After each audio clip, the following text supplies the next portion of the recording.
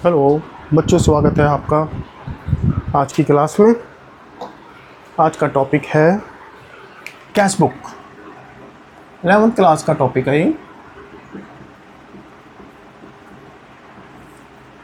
आज हम ये करेंगे, क्वेश्चन ये पूछा जाता है कि हम कैश बुक आखिर बनाते क्यों हैं। कैश बुक बनाई जाती है कैश और बैंक के एक पर्टिकुलर डेट पे बैलेंस को जानने के लिए, ठीक है ना। कैश और बैंक के बैलेंस को जानने के लिए मंथ एंड में या ईयर एंड में कैश या बैंक के बैलेंस को जानने के लिए कैश बुक बनाई जाती है, ठीक है। बहुत ही सिंपल सा टॉपिक है, ठीक है। 2-3 क्वेश्चन करेंगे तो हमें समझ आ जाएगा। कैश बुक में सबसे पहले ये याद रखना कि सिर्फ कैश ट्रांजैक्शन आएंगे, कैश ट्रांजैक्शन और बैंक ट्रांजैक्शन। कैश आया या कैश गया, चेक के थ्रू पेमेंट आई या पेमेंट गई। एक तो बनाई जाएगी कैश बुक। कैश बुक का फॉर्मेट है ये।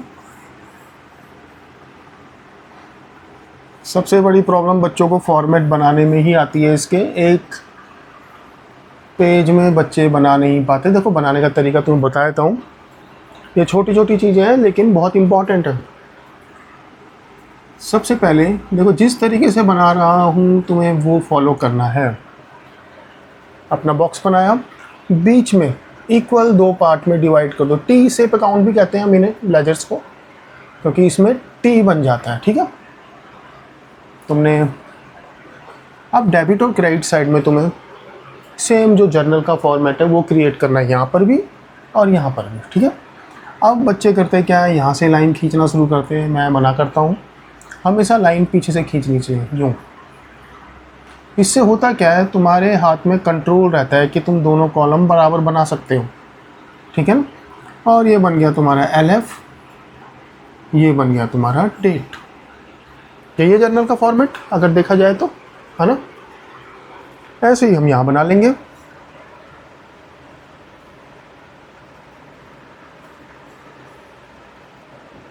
ये है इसका फॉर्मेट। वैसे समझा जाए तो जर्नल का जो फॉर्मेट है वही है इसका भी। 2 जर्नल के फॉर्मेट बना लिए, डेट, पर्टिकुलर, LF, कैश और bank. Date, particular, LF, cash and bank. ये है फॉर्मेट कैश बुक का, ठीक है। कैश बुक पूरी की पूरी इस रूल पे काम करती है। डेबिट व्हाट कम्स इन,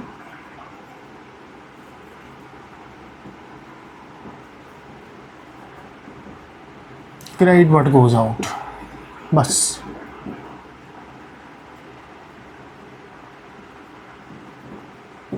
इतना तो याद रख सकते हो। नहीं रख सकते, लो और सिंपल कर देते हैं। जब भी कैश बढ़ेगा यहाँ आएगा। कैश कब बढ़ता है, जब आता है। जब तुम्हारे पास कैश आता है तो बढ़ता है, यानी कि यहाँ की साइड रिसीप्ट्स आएंगी। पैसा आया इधर, पैसा गया इधर। पहले तुम्हारे कोर्स में रिसीप्ट एंड पेमेंट अकाउंट वाला था, नॉट फॉर प्रॉफिट ऑर्गेनाइजेशन में रिसीप्ट एंड पेमेंट अकाउंट बनाया जाता था। वो सेम कैश अकाउंट ही था। डेबिट साइड में जो पैसा आ रहा है, क्रेडिट साइड में जो पैसा जा रहा है। As simple as anything. ये है डेबिट साइड, डेबिट लिख दोगे, क्रेडिट साइड, ठीक है जी। कैश क्या है, कैश एक एसेट है। ये और याद रख लेना कि जितनी भी एसेट्स होती हैं उनके जब हम लेजर अकाउंट बनाते हैं तो उनका बैलेंस हम डेबिट साइड में डालते हैं।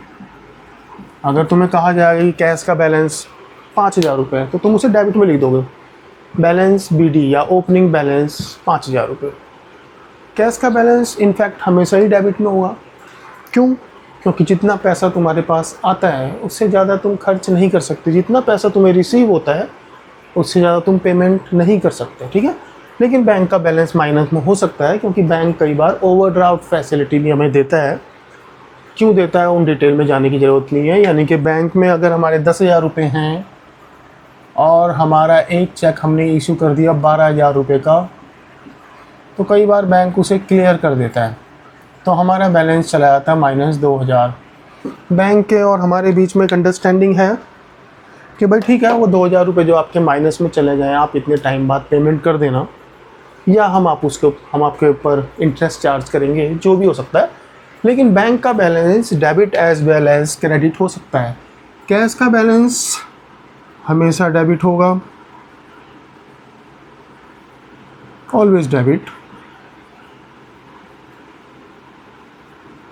बट बैंक बैलेंस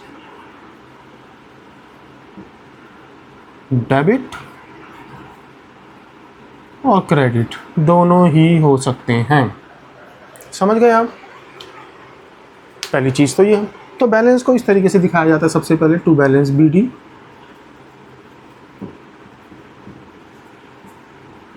चलो हम मान के चल रहे हैं दोनों का बैलेंस प्लस में ही है। अगर बैंक का ओवरड्राफ्ट होगा तो यहाँ दिखाया जाएगा by balance BD। Opening balance है इसलिए हम बैलेंस BD लिख रहे हैं। Cash balance will never be negative, कभी भी नेगेटिव में नहीं जाएगा कैश बैलेंस। पहली चीज़ ये तुम्हें याद रहनी चाहिए। उसके बाद जितनी भी चीज़ों के थ्रू तुम्हारे पास कैश आता है उन्हें यहाँ दिखाओगे। सेल से आता है तुम्हारे पास कैश, सेल से पैसा आता है। क्रेडिट सेल करोगे उसे कहीं भी दिखाओगे, ठीक है। कुछ ट्रांजैक्शन ऐसी होंगी जिनके लिए हमें जर्नल प्रॉपर में रिकॉर्ड करना पड़ेगा। यहाँ पर ये पॉइंट थोड़ा तुम्हें समझना चाहिए। पूछा जाता है, एक क्वेश्चन भी आता है, कौन सी ऐसी ट्रांजैक्शन हैं जो जर्नल प्रॉपर में आती हैं। देखो, एक प्राइमरी सेट ऑफ बुक्स है हमारे पास। वो कौन सी बुक्स हैं जिन्हें हम प्राइमरी बुक ऑफ अकाउंटिंग कहते हैं। जो मेन बुक ऑफ अकाउंटिंग है, जब भी कोई ट्रांजैक्शन जनरेट होती है तो उस ट्रांजैक्शन को इस जगह पर रिकॉर्ड किया जाता है, ठीक है ना। तो वो कौन सी बुक है जहाँ पर किसी ट्रांजैक्शन का एक पार्ट रिकॉर्ड कर लिया जाता है, उसके बाद लेजर्स में वहाँ से ट्रांजैक्शन को कैरी फॉरवर्ड किया जाता है। Cash book,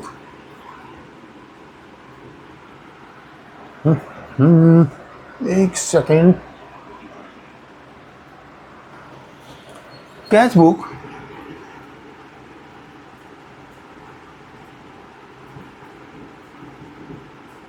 purchase book,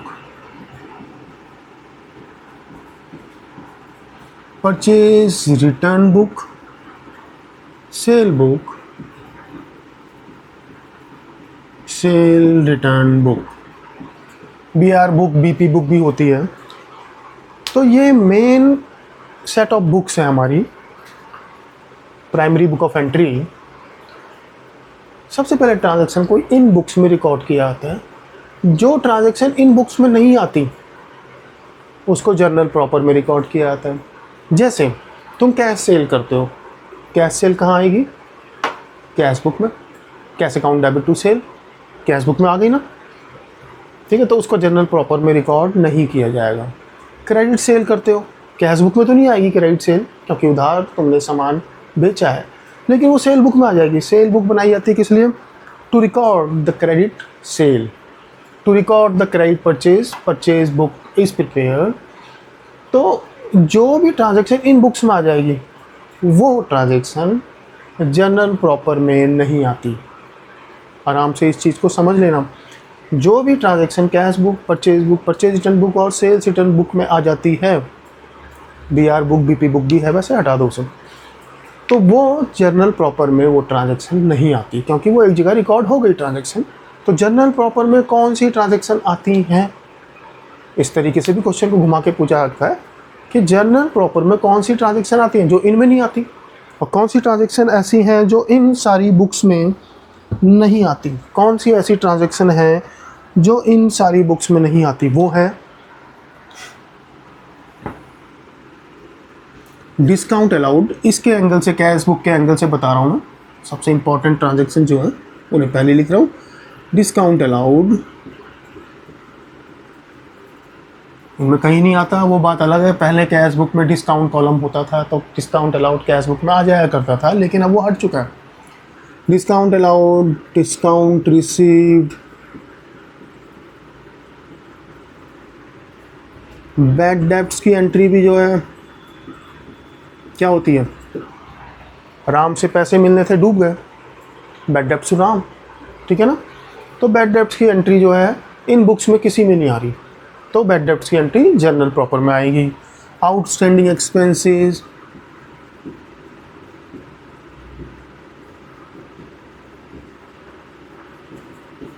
depreciation charge,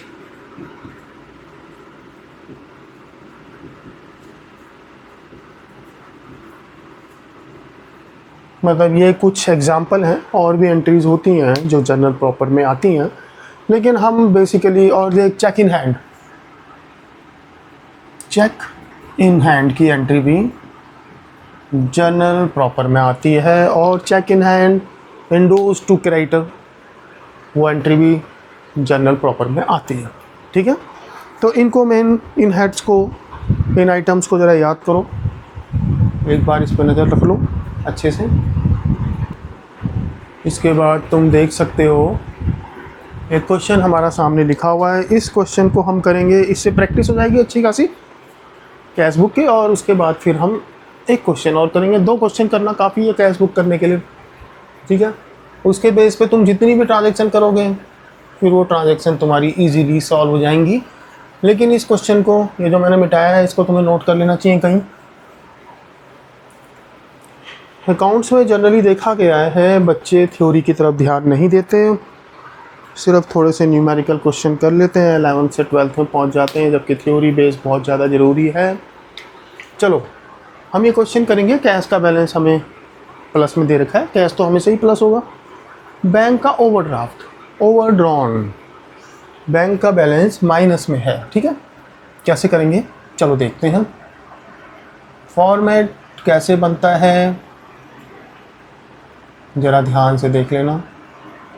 बनाया तुमने बॉक्स, देखो बहुत सारी छोटी छोटी चीज़ें हैं जो बहुत इम्पॉर्टेंट है, ठीक है, जिनकी वजह से बच्चों को प्रॉब्लम होती है। बच्चे अक्सर ये क्वेश्चन पूछते हैं कितना बड़ा अकाउंट बनाए जी, ठीक है, कहाँ पे हम इसे क्लोज़ कर दें।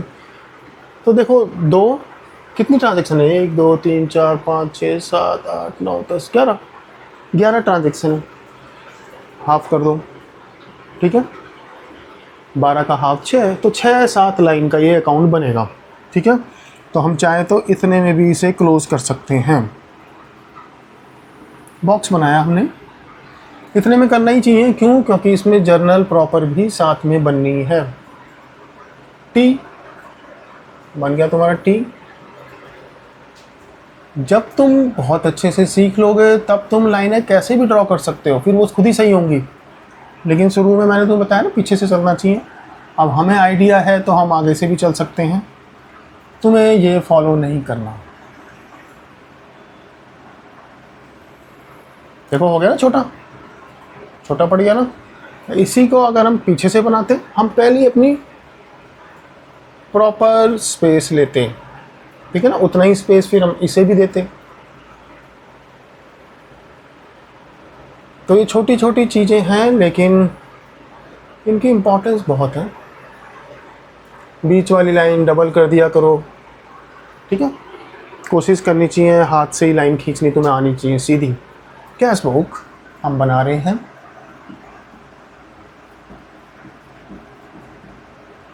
Date, particular,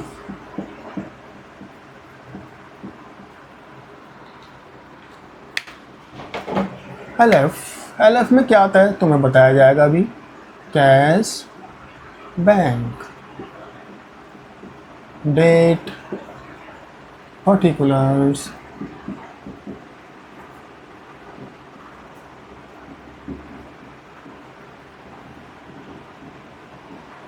credit, debit.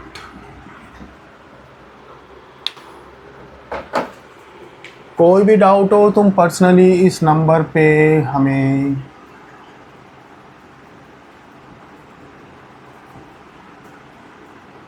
Message कर सकते हैं, उस पर टॉपिक बना दिया जाएगा तुम्हारा, ठीक है। उस टॉपिक पे वीडियो बना दी जाएगी। Cash in hand, bank overdraft, सिर्फ मैसेज करना है, कॉल करने की जहमत ना उठाएं। कैश इन हैंड और बैंक ओवरड्राफ्ट 1 अप्रैल 2010, 1 अप्रैल 1/4/2010, 2010 लिख लो, यहाँ भी यहाँ भी। हमारा मकसद सिर्फ काम को सिंपल करना है। कैश का बैलेंस 120 है। अच्छा, एक चीज़ तुम्हें शुरू से बताई जा रही है, कई बार बता देता हूँ, कई बार भूल भी जाता हूँ। हमेशा पहले अमाउंट लिखना शुरू करो, ठीक है। अमाउंट लिखते समय तुम ये नहीं भूलोगे, ये लिखते समय अमाउंट भूल जाओगे, फिर क्वेश्चन दोबारा देखना पड़ेगा, ठीक है। इस चीज़ की प्रैक्टिस करो। 120 कैश का बैलेंस है, लिख दिया। 0 के नीचे 0 आना चाहिए तरीके से। कब? 1 अप्रैल, 1 अप्रैल टू बैलेंस पीडी।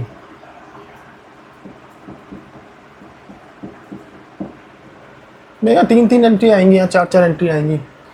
कैश का बैलेंस 120 है, लेकिन बैंक का बैलेंस माइनस में है 1 अप्रैल को। बाय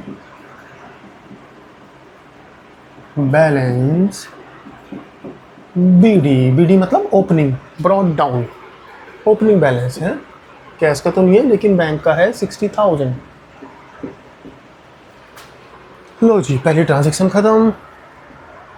2 तारीख को sold goods to Ramlal, Ramlal को गुड्स बेची। एक जर्नल का ही फॉर्मेट बना लो, मैंने बताया जर्नल का फॉर्मेट सेम वैसे ही होता है जैसा ये है। जर्नल प्रॉपर हो गई तुम्हारी, ठीक है। जो ट्रांजैक्शन कैश बुक में नहीं आएगी, यानी कि cash discount allowed, discount received, वो जर्नल में आएगी।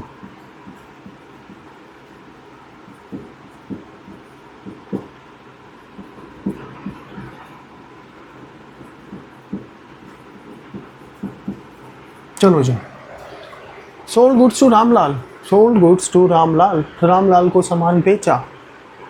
नाम भी आ रहा है, ठीक है ना। जब नाम आ रहा है साथ में कैश नहीं आ रहा है, इसका मतलब ये क्रेडिट ट्रांजैक्शन है, ये यहाँ रिकॉर्ड ही नहीं होगी। कई बार वो ट्रांजैक्शन भी ये लोग दे देते हैं जो इसके अंदर आने ही नहीं वाली। बच्चे गलती से सेल करिए तो कैश बढ़ेगा, उसे यहाँ डाल देते हैं। कैश या बैंक बढ़े तो यहाँ, कैश या बैंक कम हो तो यहाँ, ठीक है। तो ये तो उधार हमने बेचा है, तो इससे कोई मतलब नहीं, इसे कहीं रिकॉर्ड नहीं किया जाएगा। 4 तारीख को receive cheque from Ramlal, allowed him discount of 500। Ramlal से चेक मिला, ठीक है, चेक मिला, चेक रिसीव फ्रॉम रामलाल। जब भी ऐसा आए तो तुम क्या करना, रिसीव हुआ है तो कहीं ऐसा तो नहीं 2-3 दिन बाद जमा हो रहा है। चेक रिसीव हो रहा है तो जमा कब हो रहा है ना। Cheque receive and paid to Mohan, deposited Ramlal cheque into bank, ये इसी ट्रांजैक्शन की अगली ट्रांजैक्शन है। वो चेक अगले दिन जमा हो रहा है। जो चेक हमें 4 तारीख को मिला था वो हमने 11 तारीख को जमा कराया। तो इसका मतलब क्या है, 4 तारीख को जमा नहीं करवाया, तो 4 तारीख को वो चेक हमारे हाथों में है, तो उसे कहते हैं चेक इन हैंड। 4 अप्रैल को चेक इन हैंड डेबिट,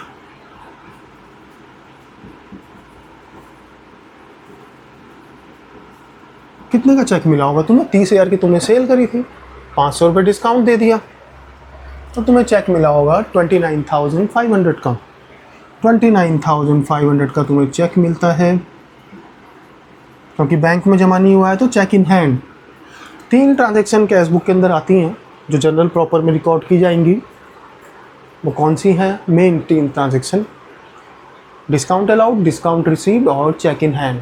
कई बार चेक इन हैंड एंडोर्स कर दिया जाता है टू क्रेडिटर्स, वो भी आता है, कई बार बैड डेट्स भी आता है, लेकिन मेन एंट्री यही है, cheque in hand debit, discount allowed debit,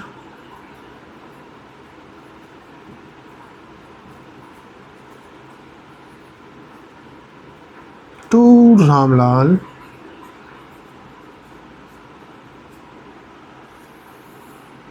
$530,000। Okay जी।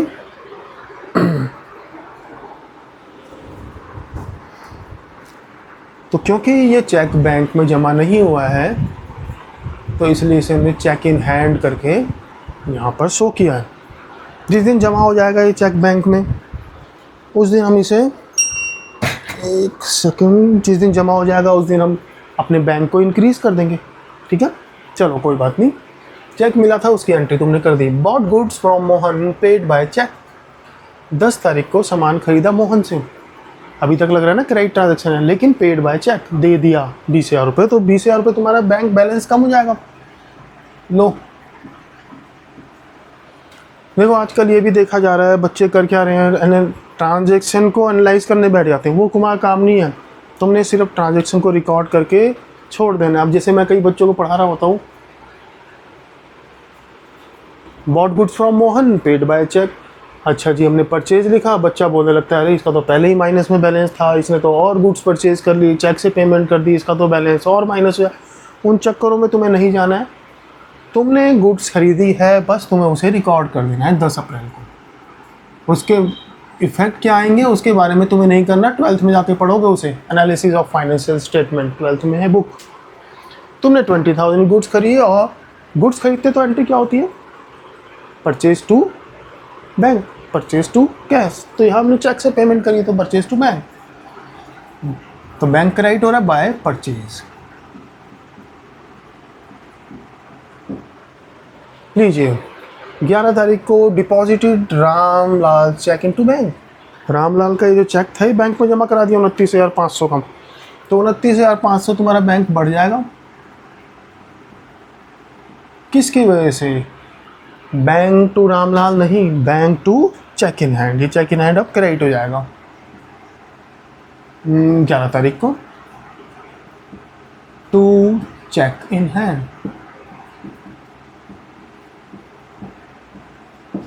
उम्मीद करते हैं तुम्हें समझ आ रहा होगा, आना ही चाहिए, बहुत सिंपल है। अब लो जी 16 तारीख को Ramlal cheque dishonoured and bank charges 160, bank charge 100 dishonour charges, Ramlal का चेक डिसऑनर हो जाता है। तो हमने तो कैश को बढ़ा दिया था ना, बैंक को बढ़ा दिया था, क्योंकि रामलाल का चेक हमने बैंक में जमा कराया, अब वो चेक डिसऑनर हो जाता है। देखो जब हम रामलाल का चेक जमा कराएंगे तो एंट्री क्या होगी, एंट्री ये होगी bank to Ramlal,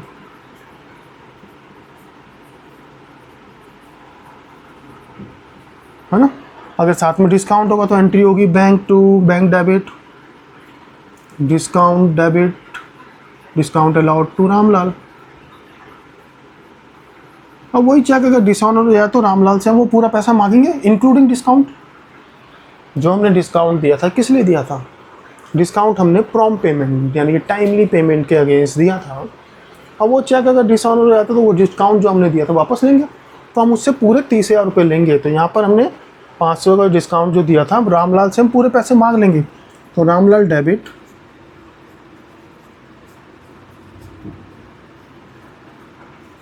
to bank, लेकिन बैंक में हमारा 29,500 रुपये 29,500 के अलावा जो 100 रुपये उसने चार्जेस चार्ज कर लिए है ना, बैंक ने डिसऑनर चार्जेस भी चार्ज किए 100 रुपीज़, तो 29,600 तो हम उससे मांगेंगे जो बैंक से हमारे निकल गए, और जो हमने उसे डिस्काउंट दिया था वो हम डिस्काउंट अलाउड क्रेडिट कर देंगे। ये समझने वाली एंट्री है जर्नल के हिसाब से भी। और तो अब हम उससे मांगेंगे 30,100, 30,000 हमें रामलाल से मिलने थे इस सेल के बदले जो मिले, लेकिन अब हम उससे 30,100 रुपये मांगेंगे। ठीक, अब देखने वाली बात ये है कि बैंक की ट्रांजैक्शन हम जनरल प्रॉपर में रिकॉर्ड कर ही नहीं सकते, तो इसे काट दिया जाएगा। 29,600 बैंक क्रेडिट हो रहा है ना, तो बैंक को क्रेडिट कर दो 29,600। 11 अप्रैल 16 अप्रैल बाय बैंक क्रेडिट हुआ, किसकी वजह से, रामलाल, बाय रामलाल। आराम से समझना इस एंट्री को, बाय बाय रामलाल नहीं रामलाल। ओके, सवाल ये उठता है ये बैंक चार्जेस जो हमने पे किए हैं 100 रुपये, क्या ये हमारा खर्चा है? नहीं, ये हमारा खर्चा नहीं है, क्योंकि ये खर्चा हम रामलाल से मांग लेंगे। सेम ऐसे ही जैसे तुमने मुझसे बुक मंगवाई, बुक की पेमेंट तो मैं कर रहा हूँ, लेकिन मैं उस बुक के पैसे तुमसे ले लूँगा। तो वो मेरे लिए एक्सपेंस नहीं है, एक्सपेंस उसके लिए है जिसने फाइनली उसे पे करना है। तुम्हारे लिए वो एक एक्सपेंस है। तो ऐसे ही रामलाल ने बैंक चार्जेस तो दिए, लेकिन वो हमने बैंक चार्जेस तो दिए, लेकिन वो पैसे हम रामलाल से मांग लेंगे। तो इसलिए ये हमारे लिए कोई एक्सपेंस है ही नहीं, तो हमने उसे एज एन एक्सपेंस रिकॉर्ड नहीं किया। लेकिन जो हम मांगेंगे उससे 29,600 उसके अंदर हमने रिकॉर्ड कर लिया उसे। ठीक है, जनरल प्रॉपर में ये एंट्री होगी क्या? पहले पूरी एंट्री समझ लेना, फिर उसके बाद ये समझ जाओ कि बैंक को रिकॉर्ड नहीं करते हैं इसलिए हमने हटाया इसे। तो ये एंट्री सिर्फ 500 रुपये से होगी, जो डिस्काउंट अलाउड कैंसिल हुआ है उससे। ओके जी, समझना बहुत ज़रूरी है, ध्यान से समझना इसे।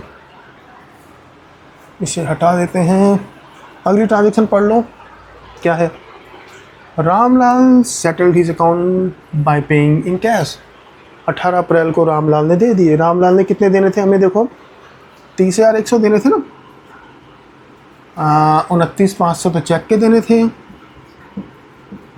500 रुपये जो उसका डिस्काउंट है हमने कैंसिल कर दिया था, और बैंक चार्जेस भी उसकी वजह से हमें पे करने पड़े थे, जो हम उससे ले लेंगे। तो हम उससे 30,100 रुपये मांगेंगे।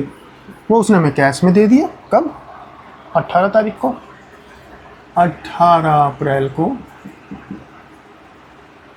ठीक है, तो रामलाल से मिल गए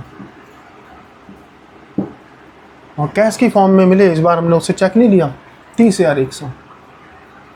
जिसका चेक बाउंस हो जाता है तो हम डर जाते हैं, तो अगली बार हम उससे कैश ही मांग लेते हैं। 19 तारीख को सोल्ड गुड्स टू महेश चंद। 20,000 की गुड्स बेची महेश चंद को। कोई एंट्री नहीं, क्योंकि ये क्रेडिट सेल है। ठीक, तो इसकी कोई एंट्री नहीं की जाएगी। 20 तारीख को paid advance salary to Rohan. Rohan से मतलब कोई नहीं, हमने उसे एडवांस सैलरी पे करी है, तो एडवांस सैलरी टू रोहन 20 तारीख को, है ना। एंट्री होगी advance salary to cash, Rohan नहीं। तो कैश क्रेडिट हो रहा है 3,000 से एडवांस सैलरी। ओके जी, नहीं मैंने बीच में एक एंट्री, अच्छा, receive cheque from Mahesh in full settlement. Mahesh कौन था? ये रहा। इससे फुल सेटलमेंट में 20,000 की जगह 19 मिल गए, तो डिस्काउंट आ गया ना, 19 मिल रहे हैं। अब रिसीव चेक, जैसे यहाँ रिसीव हुआ था चेक फ्रॉम रामलाल, तो हमने चेक किया था कहीं आगे जमा तो नहीं हो रहा, तो आगे जमा हो रहा था तो हमने उसे चेक इन हैंड में एंट्री कर दी थी। ठीक है, अगर चेक में कुछ भी ना दे रखा हो, जैसे यहाँ कुछ नहीं दे रखा, आगे कुछ नहीं दे रखा है ना, इस चेक के बारे में आगे कुछ नहीं दे रखा, तो हम उस चेक को सीधे ही बैंक में जमा कर देंगे। ठीक है, अगर चेक के बारे में कुछ ना दे रखा हो और लिखा हो रिसीव चेक, बैंक में जमा कर दो। तो यहाँ पर 19,000 का चेक मिला, तो एंट्री क्या होगी? Bank debit, discount allowed debit to Mahesh Chand. तो 21 तारीख को महेश चंद से हमें चेक मिला। 21 तारीख को to Mahesh Chand.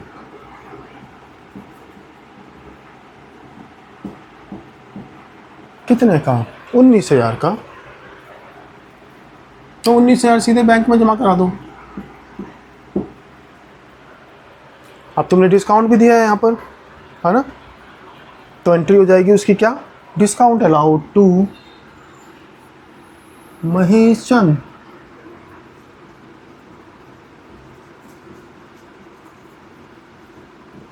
Discount allowed debit to Mahesh Chand.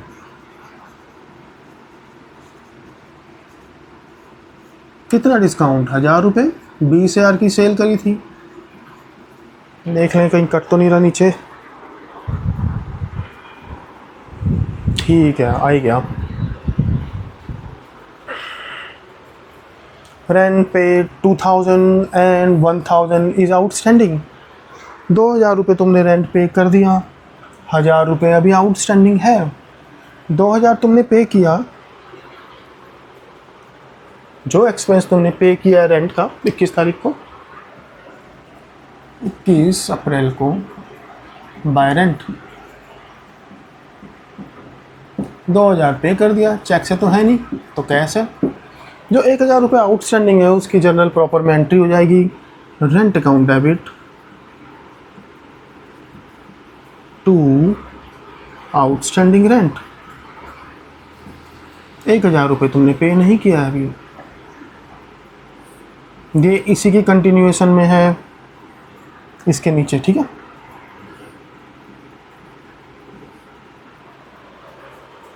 Rent की एंट्री हो गई। Deposit into bank all cash in excess of ₹2000, ये एक अलग ट्रांजेक्शन है। 28 तारीख को तुमने क्या किया, जितना भी तुम्हारे पास पड़ा था पैसा कैश में, 2000 तो बचा लिया, बाकी बैंक में जमा कर दिए।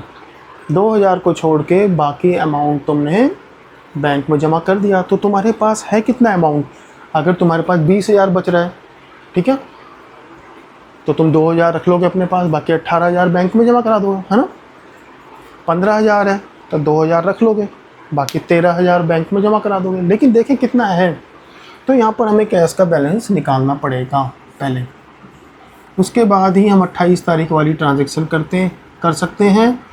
और 28 तारीख वाली ट्रांजेक्शन है क्या, ये कॉन्ट्रा एंट्री है। कभी कोई transaction debit as well as credit side दोनों साइड में एक साथ इफेक्ट डाल रही हो, उसे कॉन्ट्रा एंट्री कहते हैं। ऐसी एंट्री कौन सी है, डिपॉजिट इनटू बैंक,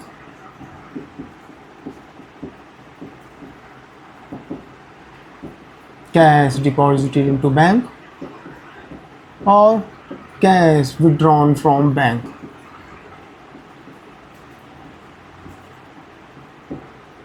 पूछा जाता है what is the definition of Contra entry, तुम यही लिखो जब एक एंट्री दोनों साइड पे इफेक्ट डालती है of cash book, it is Contra entry. देखो पता लगाओ कितना कैश है तुम्हारे पास, 120 1 और 30, 150 100,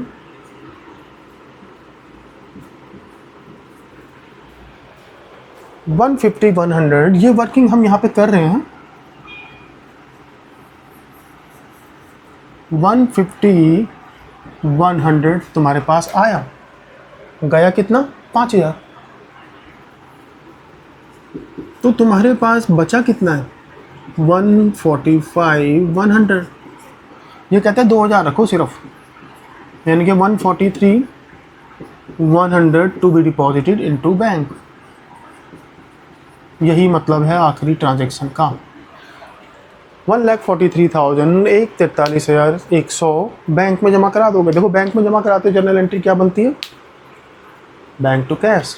बैंक डेबिट हो रहा है, बैंक बढ़ रहा है 143 100 से, क्या बैंक बढ़ गया और कैश कम हो गया। देखो कैश में तो 2000 ही बच जाएगा ना, उसे कहेंगे बाय बैलेंस सीडी।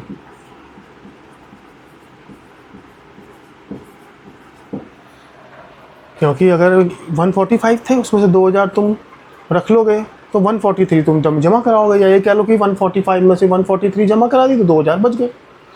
जब तुम बैंक में पैसे जमा करा रहे हो, बैंक डेबिट हो रहा है, किसकी वजह से, कैश की वजह से। 28 को तो कैश, और कैश कम हो रहा है ना, कैश कम हो रहा है बाय बैंक। 28, यही है कॉन्ट्रा एंट्री, इसलिए इसके आगे LF में लिख दिया जाता है C for Contra entry. Cash का बैलेंस तो 2000 है, बैंक का देखें जरा, बैंक की अब कौन सी साइड ज़्यादा है। अगर अचानक हमने 143 डिपॉजिट कर दिए बैंक में, तो ये साइड पिछली बार तो माइनस में थी कैश की, लेकिन इस बार यही साइड ज़्यादा है, ठीक है। कितना टोटल इसका, 143 100 प्लस 20,000, 163 100, 163 100 प्लस इसे कर दिया हमने 28 500 600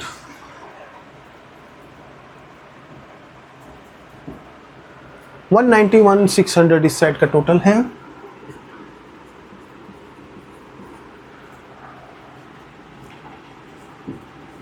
देखो एक तरीका बताता हूँ बैलेंसिंग फिगर निकालने का, अगर तुम इसे मास्टर कर लोगे तो तुम्हें बहुत फ़ायदा होगा। देखो सिर्फ प्लस करना है, 0 0 0, इसका टोटल कितना है 0, तुम्हें चाहिए क्या 0, तो 0 में क्या ऐड करें कि 0 आ जाए 0। टोटल क्या है 0, उसमें क्या ऐड करें कि 0 आ जाए 0। टोटल क्या है 6 में क्या ऐड करें कि 6 आ जाए 0।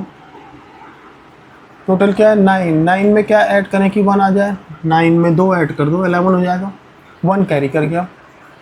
6 2 8 2 10 2 12 में क्या ऐड करें कि 19 आ जाए, 12 और 7 19। ये भी एक तरीका है बैलेंस निकालने का। बच्चे ज़्यादातर क्या करते हैं, वो इसका टोटल करते हैं जैसे हमने किया, उसमें से फिर इसका टोटल करके फिर माइनस करते हैं। तो ये भी एक तरीका है। तो 31 मार्च को हमने बैलेंस निकाल लिया। अप्रैल को जो बैलेंस CD है उसे, अप्रैल के बाद क्या आता है मई, 1 मई को वही बैलेंस BD बन जाएगा। कितना 2000 और 72,000। उम्मीद करते हैं तुम्हें ये समझ आया होगा। ठीक है, आज हम इतना ही कराएंगे छोटी क्लास, और 2 बार इस क्वेश्चन को प्रैक्टिस करना। एक वीडियो इसकी और बनेगी अभी कैश बुक की, उसमें हम थोड़ा टफ क्वेश्चन लेंगे, जैसे कि चेक रिसीव हो रहा है, हम उसे डिपॉजिट नहीं कर रहे, उस चेक को फिर हम किसी और आदमी को दे रहे हैं, endorsement of cheque in hand. फिर चेक रिसीव हो रहा है, उसे हम डिपॉजिट नहीं कर रहे, फिर वो चेक हम बैंक से डिस्काउंट करवा ले रहे हैं मैच्योरिटी से पहले, है ना, पोस्ट डेटेड चेक था। तो नेक्स्ट क्लास में हम वो करेंगे। अभी तुम इतना सीखो, ठीक है। Thank you, bye.